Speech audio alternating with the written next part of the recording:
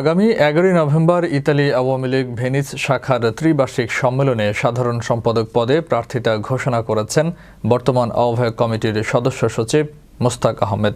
Italy প্রতিনিধি সজীব আল হোসেন জানান, স্থানীয় ঢাকা বিরিয়ানি হাউজে নেতাকর্মীদের নিয়ে আনুষ্ঠানিকভাবে এই প্রার্থিতা ঘোষণা করেন।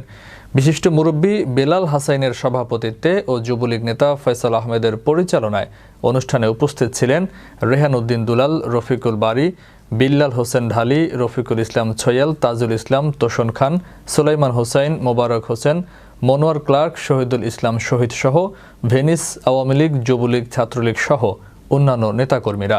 সাধারণ সম্পাদক পদপ্রার্থী মোস্তাক আহমেদ দলের স্বার্থে আগামীতে জাতীয় নির্বাচনে দলের জন্য কাজ করা সহ ভেনিস আওয়ামী লীগকে একটি শক্তিশালী সংগঠন রূপান্তরের জন্য নেতাকর্মীদের আহ্বানে এই প্রার্থিতা ঘোষণা করেন।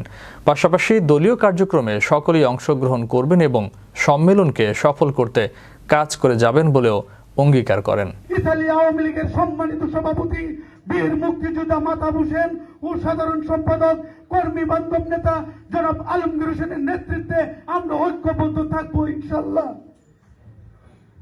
আমি আবারও নৌকায় বুট চেয়ে ও 11 নভেম্বর সম্মেলন সফলতা কামনা করে আমি আমার বক্তব্য শেষ করছি। জয় বাংলা, জয় বঙ্গবন্ধু, জয় হক জননেত্রী।